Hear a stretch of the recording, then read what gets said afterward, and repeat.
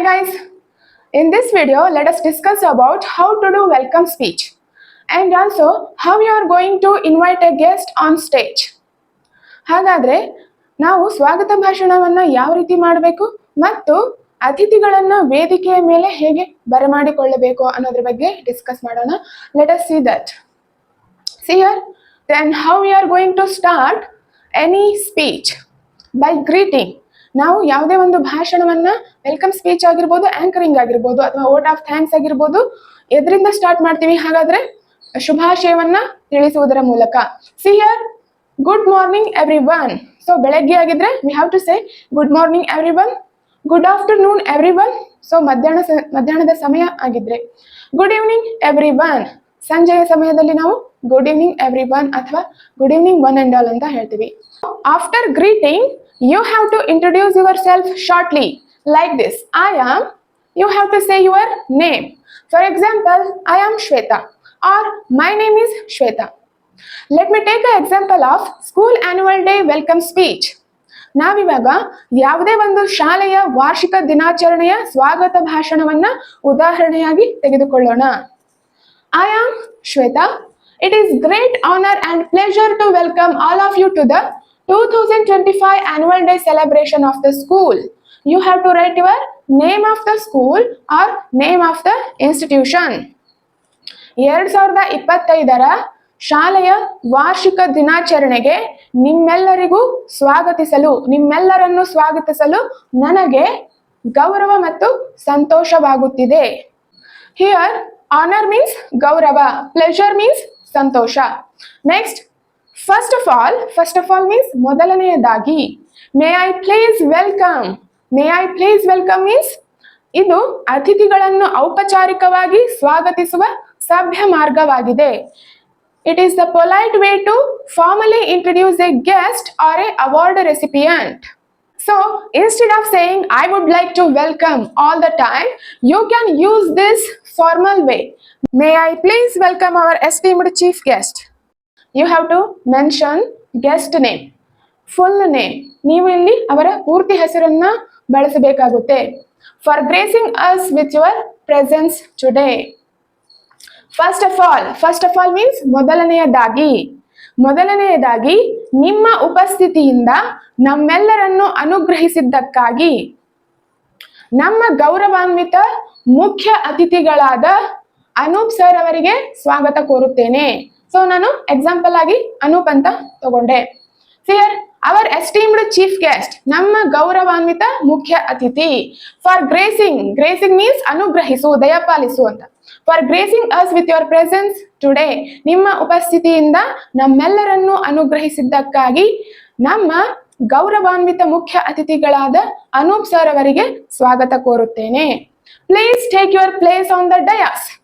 ದಯಮಾಡಿ ವೇದಿಕೆಯ ಮೇಲೆ ನಿಮ್ಮ ಸ್ಥಾನವನ್ನು ಅಲಂಕರಿಸಿ. Please take your place on the Dias. Dias means ವೇದಿಕೆ. ಸೊ ವೇದಿಕೆಯ ಮೇಲೆ ಯಾವುದೇ ಅತಿಥಿಗಳು ಇಲ್ಲದಂತಹ ಸಂದರ್ಭದಲ್ಲಿ ಅತಿಥಿಗಳನ್ನ ವೇದಿಕೆಯ ಮೇಲೆ ಬರಮಾಡಿಕೊಳ್ಳುವ ಸಂದರ್ಭದಲ್ಲಿ we can address like this. Please take your place on the dais. ದಯಮಾಡಿ ವೇದಿಕೆಯ ಮೇಲೆ ನಿಮ್ಮ ಸ್ಥಾನವನ್ನು ಅಲಂಕರಿಸಿ. I will read it once again. First of all, may I please welcome our esteemed chief guest, Mr. Anup sir, for gracing us with your presence today. Please take your place on the dais. Next, may I please welcome our beloved principal. Beloved means ಪ್ರೀತಿಯ. ನಮ್ಮ ಪ್ರೀತಿಯ ಪ್ರಾಂಶುಪಾಲರಿಗೆ ಸ್ವಾಗತ ಕೋರುತ್ತೇನೆ. We are really under the spell of your vision and personality.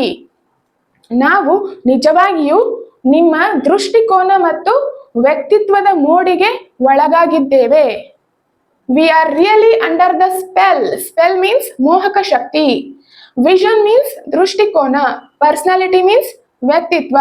ನಾವು ನಿಜವಾಗಿಯೂ ನಿಮ್ಮ ದೃಷ್ಟಿಕೋನ ಮತ್ತು ವ್ಯಕ್ತಿತ್ವದ ಮೋಡಿಗೆ ಒಳಗಾಗಿದ್ದೇವೆ. We are truly excited to have you among us. ನೀವು ನಮ್ಮ ಜೊತೆ ಇರುವುದಕ್ಕೆ ನಾವು ನಿಜವಾಗಿಯೂ ಉತ್ಸುಕರಾಗಿದ್ದೇವೆ. ಎಕ್ಸೈಟೆಡ್ ಮೀನ್ಸ್ ಉತ್ಸುಕ. Heartly welcome you sir. ನಿಮಗೆ ಹೃದಯ ಪೂರ್ವಕವಾಗಿ ಸ್ವಾಗತ ಕೋರುತ್ತೇನೆ. I will repeat it once again.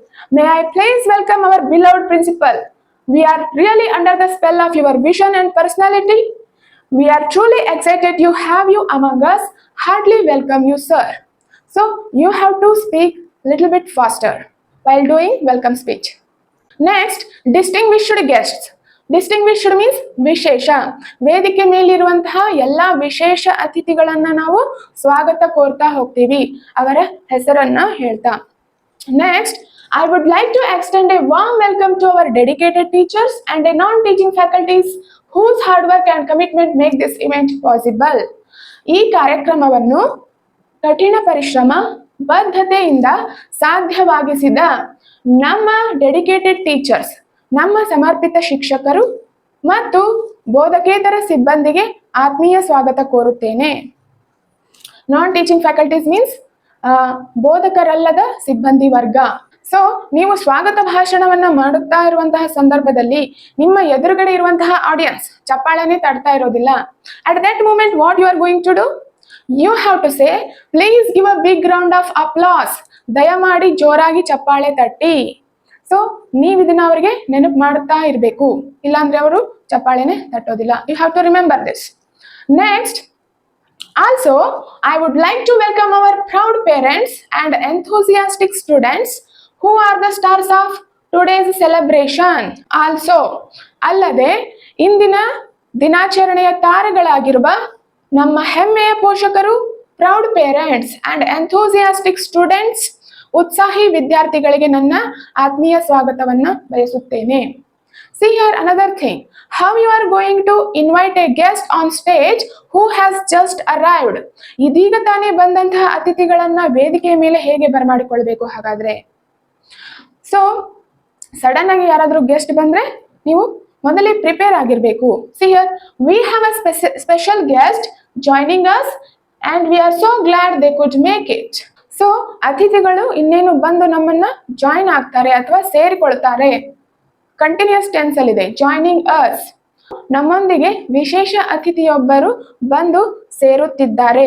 ಅವರು ಬರಲು ಸಾಧ್ಯವಾದ ಕಾರಣ ನಮಗೆ ತುಂಬಾ ಸಂತೋಷವಾಗಿದೆ. You can also say like this.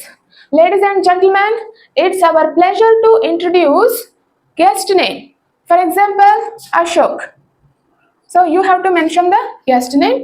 Ladies and gentlemen, it's our pleasure to introduce Ashok sir who has just arrived. ಇದೀಗ ತಾನೇ ನಮ್ಮೊಂದಿಗೆ ಬಂದು ಸೇರಿರುವಂತಹ ಅಶೋಕ್ ಸರ್ ಅವರಿಗೆ ನನ್ನ ಆತ್ಮೀಯ ಸ್ವಾಗತವನ್ನು ಕೋರುತ್ತೇನೆ.